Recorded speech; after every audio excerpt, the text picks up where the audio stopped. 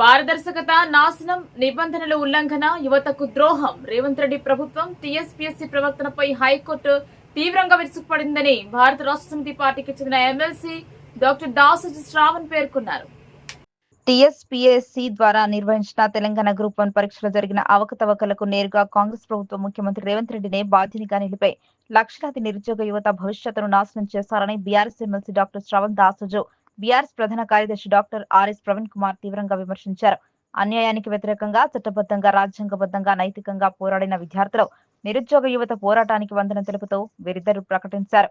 Commission మరియు రేవంత్ రెడ్డి ప్రభుత్వం తెలంగాణ యువత కలలను ఎలా నాశనం చేసిందో హైకోర్టు నిస్సహాయంగా బయటపెట్టింది. ఇది కేవలం పరీక్ష వైఫల్యం కాదు, ఇది ఓ తరం మొత్తానికి జరిగిన ద్రోహం. 220 పేజీల తీర్పులో హైకోర్టు స్పష్టంగా పేర్కొంది. గ్రూప్ 1 మెయిన్స్ పరీక్ష నిర్వహణలో కమిషన్ పారదర్శకత, సమగ్రత పాటించలేదు, పాక్షికతతో వ్యవహరించింది, తమ స్వంత నిబంధనలను ఉల్లంఘించింది.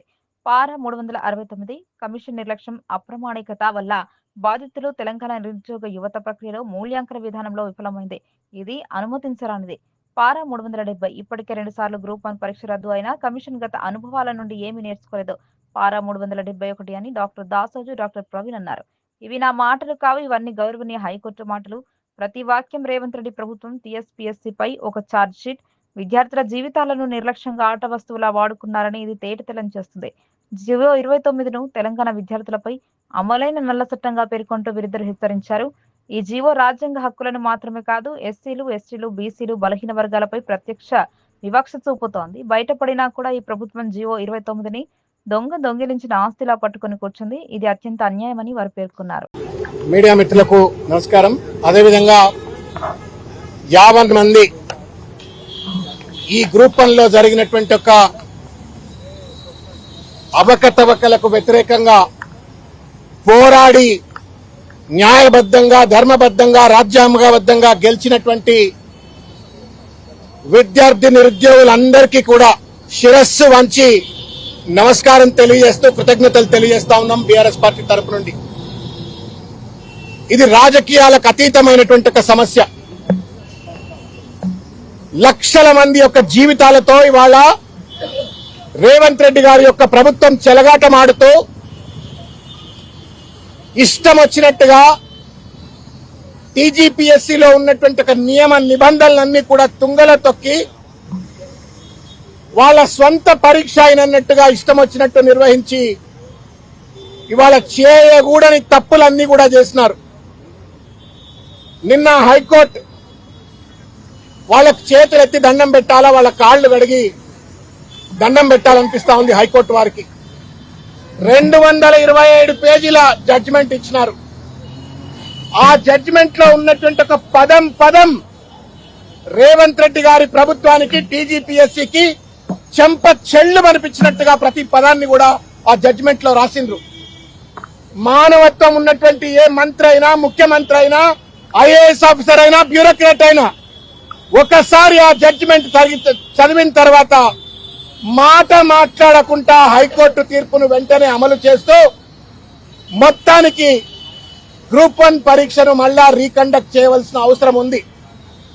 అది హాల్ టికెట్ల వితరణ విషయంలో కావచ్చు, ఒకే సెంటర్లో ఇష్టం వచ్చినట్టు అభ్యర్థులను సీరియల్ గా పెట్టడం కావచ్చు, ఒకే సెంటర్లో ఇష్టం వచ్చిన ర్యాంకులు ఇవ్వడం కావచ్చు, తెలుగు మీడియం వాళ్ళ నోట్లలో మన్ను కొట్టే విధంగా, వాళ్ళ జీవితాలు చెలగాటమాడే విధంగా వాళ్ళకు మార్కులు తక్కువ ఇవ్వడం కావచ్చు.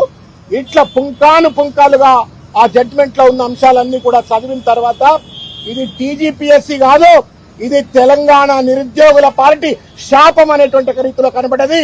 రేవంత్ రెడ్డి గారు, ఈ ప్రభుత్వం, ఈ టీజీపీఎస్సీ ఇద్దరు కూడా బాధ్యులనే విషయం కనబడ్డది. వాస్తవం ఏంటంటే గ్రూప్ 1 ఎగ్జామినేషన్ నోటిఫికేషన్ వచ్చినప్పటి నుండి విద్యార్థుల జీవితాలతో చెలగాటమాడుతా ఉన్నారు. జీవో 29 అని చెప్పని ఒక దొంగ జీవో పట్టుకొచ్చినారు. ఈ జీవో తప్పు. ఈ జీవోలో ఉన్నటువంటి అంశాల వల్ల ఈ రాష్ట్రంలో ఉన్న ఎస్సీలు, ఎస్టీలు, బీసీలు వర్గాలకు, అరగలొక్కబడ్డ వర్గాలకు అన్యాయం అవుతుందని చెప్పని సహేతుకంగా ఆధారాలతో చూపెట్టినప్పటికీ కూడా జీవో 29ను ఒంటెద్దు పోకడతో దున్నపోత మీద నీళ్లు పడ్డట్టుగా వ్యవహరించి ఆ జీవో 29 అమలు చేసే ప్రయత్నం చేసినారు. సరే, ప్రిలిమ్స్ అయిపోయింది, కనీసం మెయిన్స్ ఎగ్జామ్ అన్నా చక్కగా నిర్వహిస్తారా అంటే దాన్ని కూడా పూర్తిగా లోపభూయిష్టంగా నిర్వహించినారు. ఇంతకుముందు పెద్దలు ఆర్ఎస్ ప్రవీణ్ కుమార్ గారు చెప్పినట్టుగా మొత్తానికి గ్రూప్ 1 ఉద్యోగాలన్నీ కూడా అమ్ముకున్నారో ఏమో అని చెప్పని అనుమానం కలుగుతా ఉంది. లేకపోతే మెడకాయ మీద తలకాయ ఉన్నవాడు ఎవడైనా సరే, అడ్మినిస్ట్రేటివ్ రూల్స్ పట్ల కనీస అవగాహన ఉన్నవాడైనా సరే, టీజీపీఎస్సీ రూల్స్ అమలు చేయాలని చిత్తశుద్ధి ఉన్నవాడు ఎవడు కూడా ఈ రకమైనటువంటి ఒక తప్పులు కూడా చేయరు. నేను తెలంగాణలో ఉన్న నిరుద్యోగులకు, విద్యార్థులకు, అధ్యాపకులకు అందరికీ విజ్ఞప్తి చేస్తాను. ఒకసారి ఆ 220 పేజీల జడ్జిమెంట్ కాపీని చదివితే రేవంత్ రెడ్డి నిజ రంగు బయటపడుతుంది, టీజీపీఎస్సీ నిజ రంగు బయటపడుతుంది. కాబట్టి మేము బీఆర్ఎస్ పార్టీ తరఫు నుండి ఈ రోజు ఇక్కడికి వచ్చినాము. మళ్ళా మా గెల్లు శ్రీనివాస్ గారు, విద్యార్థి నాయకులు, వారు వివరంగా భవిష్యత్ కార్యాచరణ ప్రకటిస్తారు. కానీ మేము ఇవాళ కేటీఆర్ గారి యొక్క ఆదేశాల మేరకు మేము ఇక్కడికి వచ్చి మేము కమిషన్ వారికి ఒకటి, బేషరతుగా మీరు హైకోర్టు ఆర్డర్ అమలు చేయండి. We're hearing the news that ఏదో రిట్ అపీల్ చేస్తాం, పెద్ద పెద్ద లాయర్లను పట్టుకొచ్చి మేము డబ్బులున్న లాయర్లను పట్టుకొచ్చి మేము ఏదో మ్యానిపులేట్ చేస్తాము, రిట్ అపీల్ చేస్తాము, ఫస్ట్ కోర్టుకు పోతామని చెప్పని అంటున్నారు. ఏ కోర్టుకు పోయినా నిర్దాక్షిణ్యంగా మీరు నిరుద్యోగుల గొంతు కోసినట్టే.